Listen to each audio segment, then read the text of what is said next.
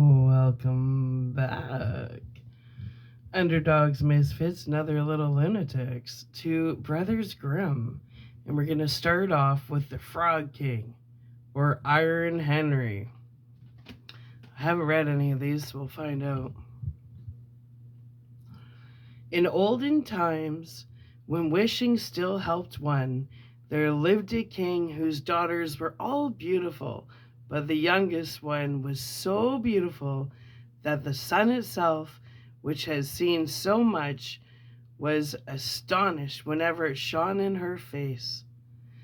Close by the king's castle lay a dark, great forest, and under an old lime tree in the forest was a well. And when the day was very warm, the king's child went out into the forest and sat down by the side of the cool fountain. And when she was bored, she took a golden ball and threw it up on high and caught it. And this ball was her favorite plaything. Now, it so happened that on one occasion, the princess's golden ball did not fall into the little hand which she was holding up for it, but onto the ground beyond, and rolled straight into the water.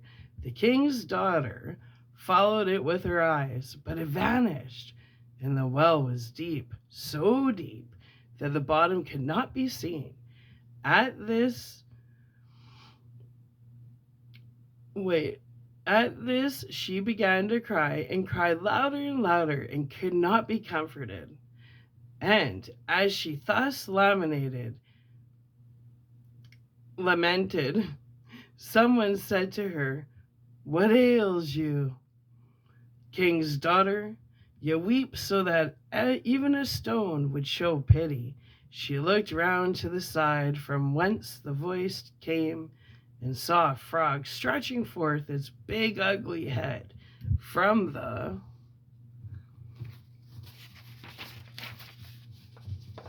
water. "Ah, old water splashes, is it you?" she said. "I am weeping for my golden ball which has fallen into the well." "Be quiet and do not weep," answered the frog. "I can help you." "But what will you give me if I bring your plaything up again?" "Whatever you will have, dear frog," she said. "My clothes, my pearls and jewels, and even the golden crown which I am wearing." The frog answered, "I do not care for your clothes, your pearls and jewels, nor for your golden crown, but if you will love me and let me be your companion and playfellow, and sit by you at your little table, and eat off your little golden plate, and drink out of your little cup, and sleep in your little bed, if you'll promise me this, I will go down below and bring you your golden ball up again." "Oh, yes," she said, "I promise you all you wish, if you will but bring me my ball back again." But she thought, "How the silly frog does talk. All he does is to sit in the water with the other frogs and croak. He can be no companion to any human being." But the frog, when he had received this promise, put his head into the water and sank down, and in a short while came swimming up again with the ball in his mouth, and threw it on the grass. The king's daughter was delighted to see her pretty plaything once more, and picked it up and ran away with it. "Wait, wait," said the frog. "Take me with you. I can't run as you can." But what did it avail him to scream his croak after her as loudly as he could? She did not listen to it, but ran home and soon forgot the poor frog, who was forced to go back into his well again. The next day, when she had seated herself at the table with the king and all the courtiers, and was eating from her little golden plate, something came creeping splish splash up the marble staircase, and when it had got to the top, it knocked at the door and cried, "Princess, youngest princess, open the door for me." She ran to see who was outside, but when she opened the door, there sat the frog in front of it. Then she slammed the door to in great haste, sat down to the dinner again, and was quite frightened. The king saw plainly that her heart was beating violently and said, "My child, what are you so afraid of? Is there perchance a giant outside who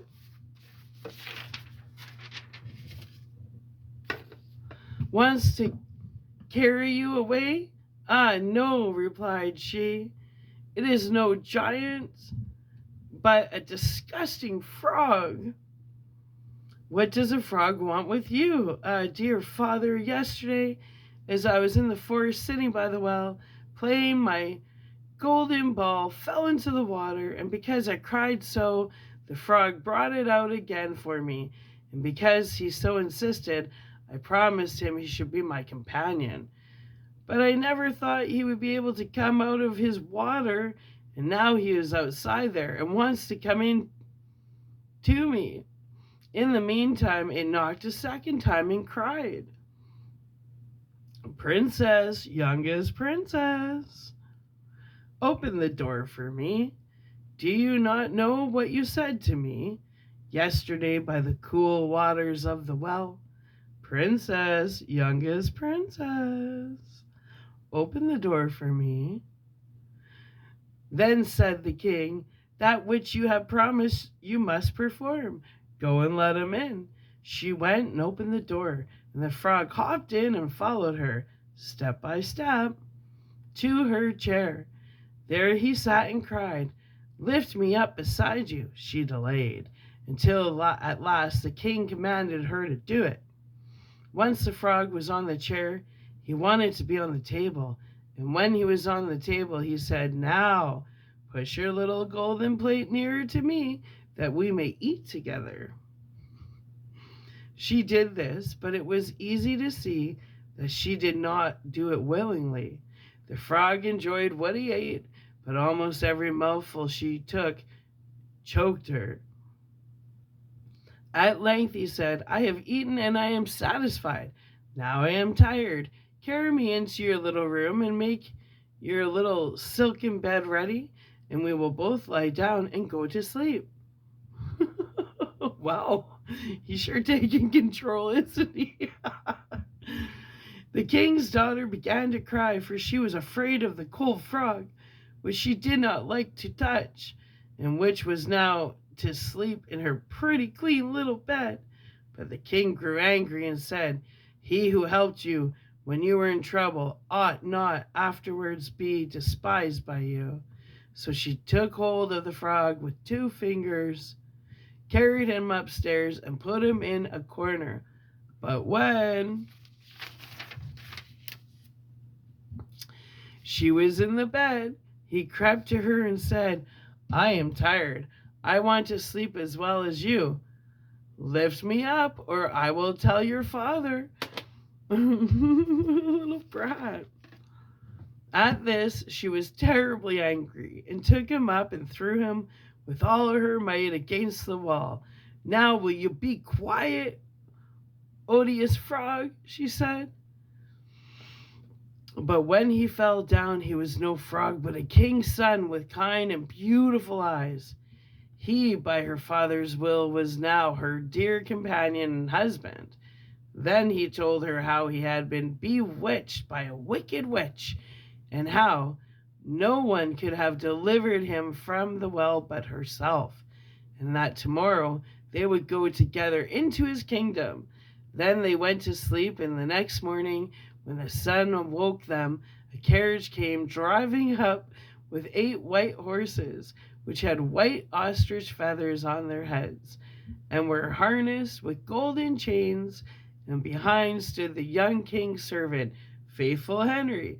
Faithful Henry had been so unhappy when his master was changed into a frog. that he had caused 3 iron bands to be laid around his heart, lest it should burst with grief and sadness.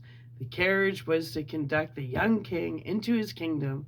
Faithful Henry helped them both in and placed himself behind again, and was full of joy because this was deliverance. And when they had driven a part of the way, the king's son heard a cracking behind him as if something had broken. So he turned round and cried, "Henry, the carriage is breaking."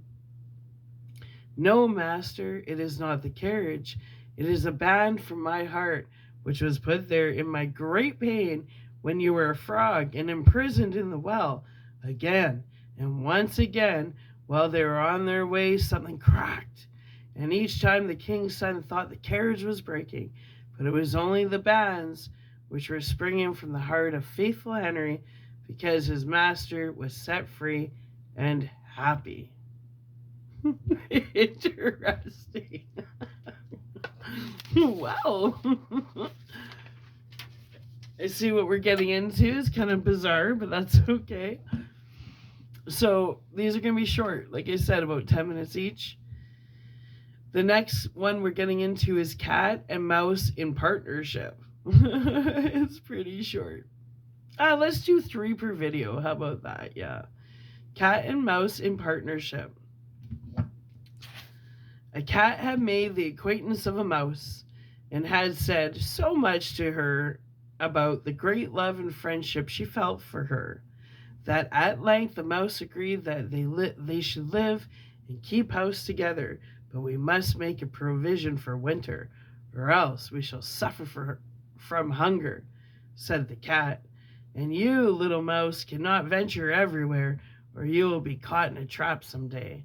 The good advice was followed, and a pot of fat was bought, but they did not know where to put it.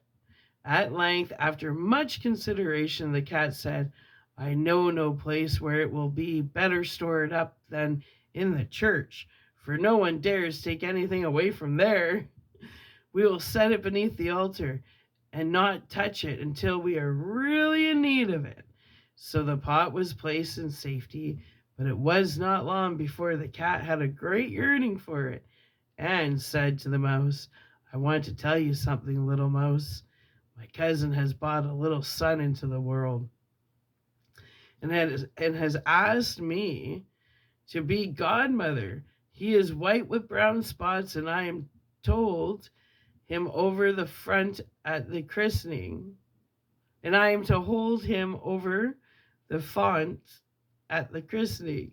Let me go out today, and you look after the house by yourself." "Yes, yes," answered the mouse. "By all means go, and if you get anything very good to eat, think of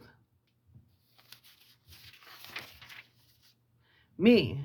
I should like a drop of sweet red christening wine myself." All this, however, was untrue. The cat had no cousin and had not been asked to be godmother.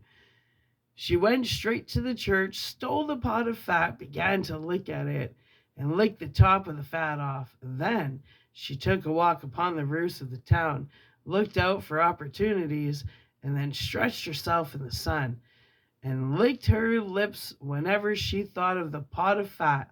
And not until it was evening did she return home. "Well, here you are again," said the mouse. "No doubt you have had a merry day." "And all went off well," answered the cat. "What name did they give the child?" "Top off," said the cat quite coolly. "Top off," cried the mouse. "That is a very odd and uncommon name. It is a usual one in your family." "What does that matter?" said the cat. "It is no worse than Crumb Stealer, as your godchildren are called." Before long, the cat was seized by another fit of yearning. She said to the mouse, "You must do me a favor, and once more manage the house for a day alone. I am again asked to be godmother, and as the child has a white ring around his neck, I cannot refuse." The good mouse consented, but the cat crept behind the town walls to the church and devoured half the pot of fat.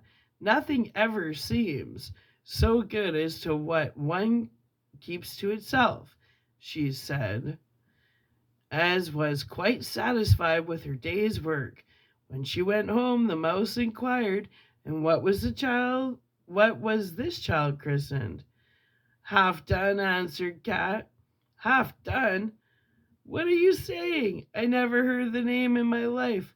I'll wager anything it is not in the calendar." The cat's mouth soon began to water for some more licking. "All good things go in threes," she said. "I am asked to stand godmother again. The child is quite black, only it has white paws. But with that exception, it has not a single white hair on its whole body. This only happens once every few years. You will let me go, won't you?" "Top half, half done," answered the mouse. "They are such odd names. They make me very thoughtful." "You sit at home," said the cat, "in your dark gray fur coat and long tail, and are filled with fancies. That's because you do not go out in the daytime." During the cat's absence, the mouse cleaned the house and put it in order.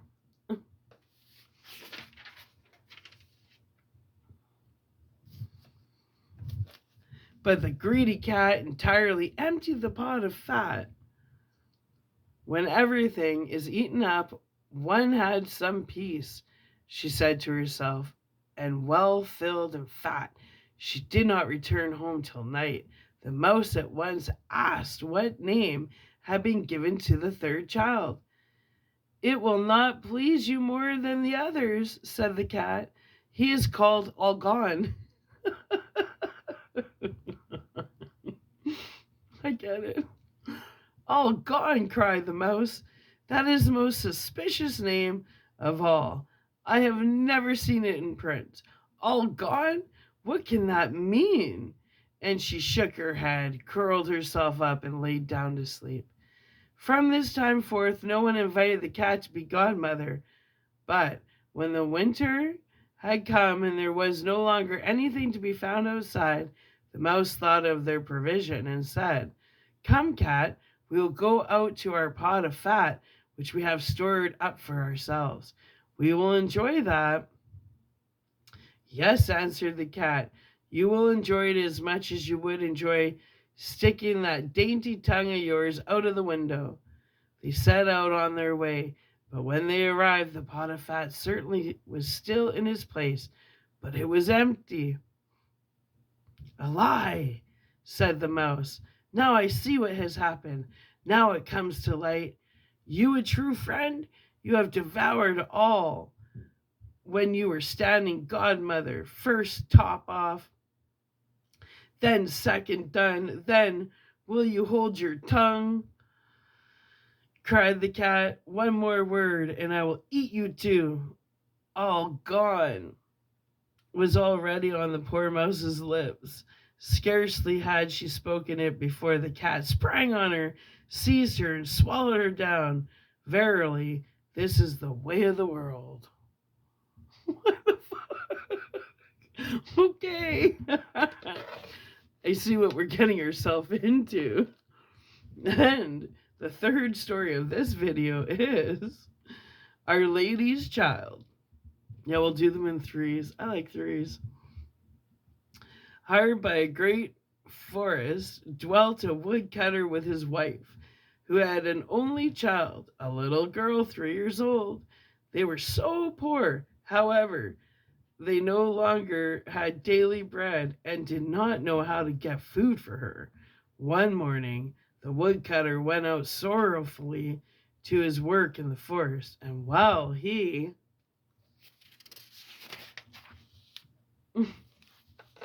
was cutting wood, suddenly there stood before him a tall and beautiful woman with a crown of shining stars on her head, who said to him, "I am the Virgin Mary, mother of the child Jesus. You are poor and needy. Bring your child to me. I will take her with me and be her mother and care for her. The woodcutter obeyed, brought his child, and gave her to the Virgin Mary, who took her up to heaven with her. There the child fared well, ate sugar cakes, and drank sweet milk, and her clothes were of gold, and the little angels played with her. And when she was 14 years of age, the Virgin Mary called her one day and said, "Dear child, I'm about to make a long journey. So take into your keeping the keys of the 13 doors of heaven. 12 of these you may open, and behold the glory which is within them. But the 13th, to which this little key belongs, is forbidden you. Take care not to open it, or you will be unhappy." The girl promised to be obedient, and when the Virgin Mary was gone, she began to examine the dwellings of the kingdom of heaven. Each day she opened one of them until she had made the round of the 12. In each of them sat one of the apostles in the midst of a great light, and she rejoiced in all the magnificence and splendor. And the little angels who always accompanied her rejoiced with her. Then the forbidden door alone remained, and she felt a great desire to know what could be hidden behind it. And she said to the angels, "I will not open it entirely." Ooh, big mistake. "And I will not go inside, but I will unlock it so that we can see just a little through the opening." "Oh no," said the little angels, "that would be a sin. The Virgin Mary has forbidden it, and it might easily cause you unhappiness." Then she was silent, but the desire in her heart was not stilled, but gnawed there and tormented her, and let her have no rest. And once, when the angels had all gone out, she thought, "Now I am quiet and alone, and I can peep in. If I do, no one will ever know." She sought out the key, and when she had got it in her hand, she put it in the lock, and when she had put it in, she turned it round as well. Then the door sprang open, and she saw there the Trinity sitting in fire and splendor. She stayed there a while and looked at everything in amazement. Then she touched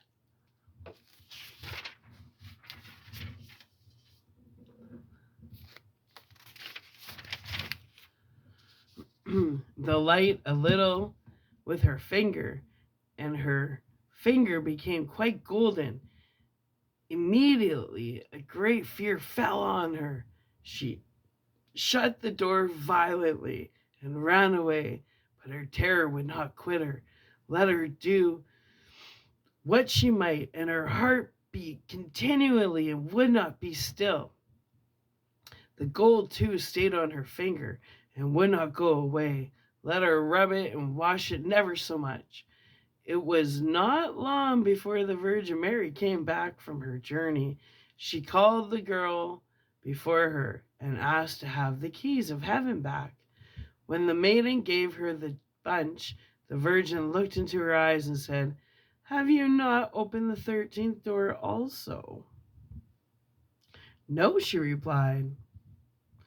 Then she laid her hand on the girl's heart and felt how it beat and beat, and saw right well that she had disobeyed her order and had opened the door. Then she said once again, "Are you certain that you have not done it?" "Yes," said the girl for the second time. Then she perceived the finger which had become golden from touching the fire of heaven, and saw well that the child had sinned, and said for the third time, "Have you not done it?" "No," said the girl for the third time. Then said the Virgin Mary, "You have not disobeyed me, and besides that you have not disobeyed me, and besides that you have lied. You are no longer worthy to be in heaven." Ooh. The girl fell into a deep sleep, and when she awoke, she lay on the earth below, and in the midst of a wilderness. She wanted to cry out, but she could bring forth no sound. She sprang up and wanted to run away, but whithersoever she turned herself, she was continually held back by thick hedges of thorns through which she could not break. In the desert in which she was imprisoned, there stood an old hollow tree. This had to be her dwelling place. Into this she crept when night came, and here she slept. Here too she found a shelter from storm and rain, but it was a miserable life, and bitterly did she weep when she remembered how happy she had been in heaven, and how the angels had played with her. Roots and wild berries were her only food, and for those she sought as far as she could. In the autumn she picked up the fallen nuts and leaves and carried them into the hole.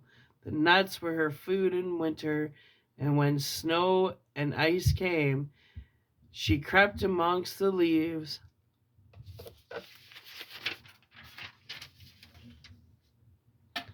like a poor little animal that she might not freeze. Before long her clothes were all torn, and one bit of them after another fell off her.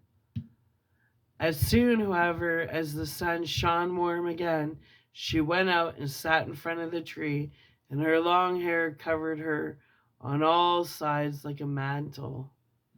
Thus she sat year after year. She felt the pain and the misery of the world.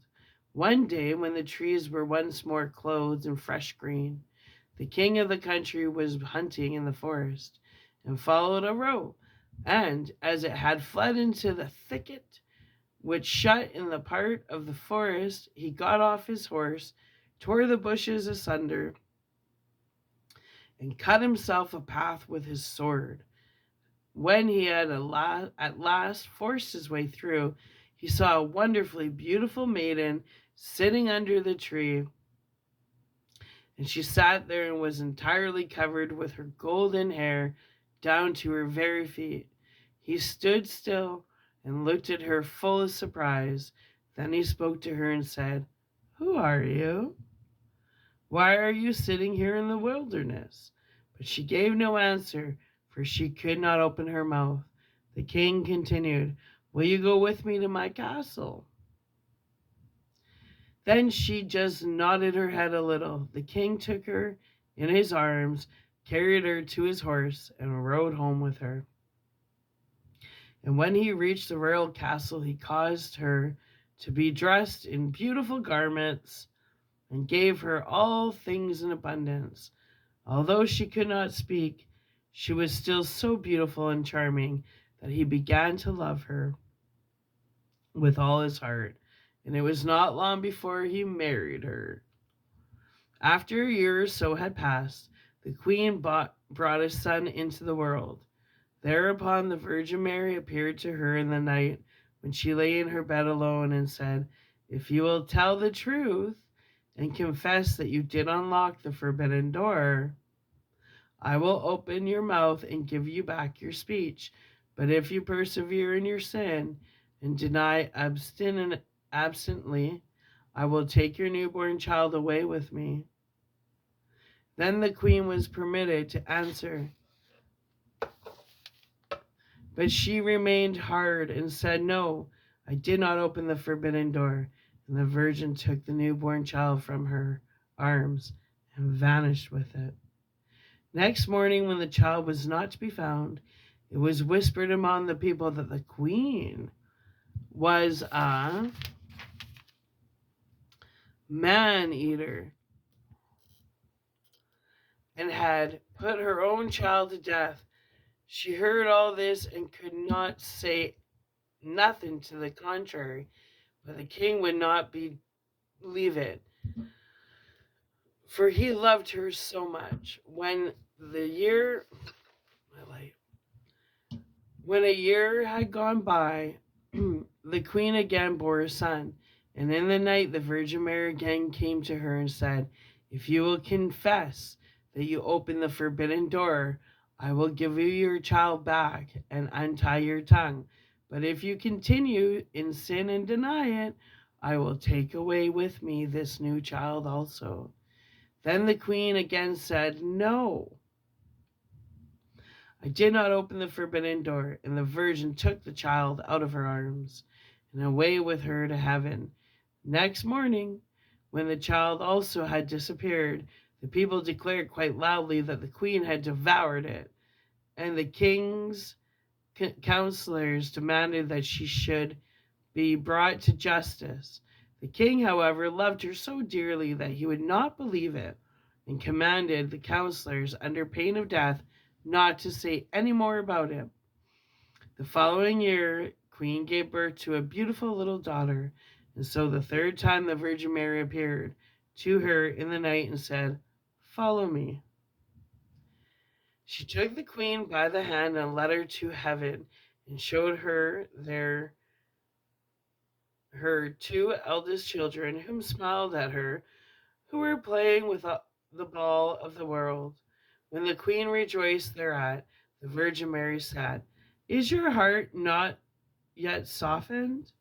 If you will own that you opened the forbidden door, I will give you back your two little sons."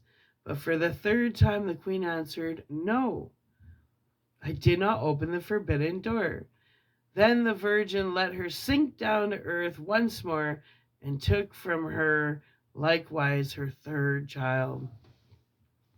Next morning, when the loss was reported abroad, all the people cried loudly, "The queen is a man-eater, she must be judged." And the king was no longer able to restrain his counselors. Thereupon a trial was held, and she could not answer and defend herself. She was condemned to be burnt at the stake. The wood was got together, and when she was fast bound to the stake, and the fire began to burn around her, the hard ice of pride melted. Her heart was moved by repentance, and she thought, "If I could but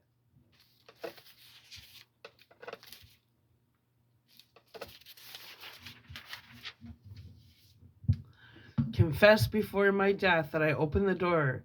Then her voice came back to her, and she cried out loudly, "Yes, Mary, I did it." And straightway rain fell from the sky and extinguished the flames of fire, and a light broke forth above her. And the Virgin Mary descended with the two little sons by her side, and the newborn daughter in her arms. She spoke kindly to her and said, "He who repents his sin and acknowledges it is forgiven." Then she gave her the three children, untied her tongue, and granted her happiness for her whole life. That was a pretty good story. I liked that one. All right. Well, underdogs, misfits, and other little lunatics. I hope you enjoyed that. I thought it was kind of. I like these short stories. Makes you think more than you think you would think. If that makes sense. Well, anyways, we're going to upload this. We're going to come back with the next three stories, beginning with the story of the youth who went forth to learn what fear was. Oh, well. All right. I'll be back. Love you. Bye.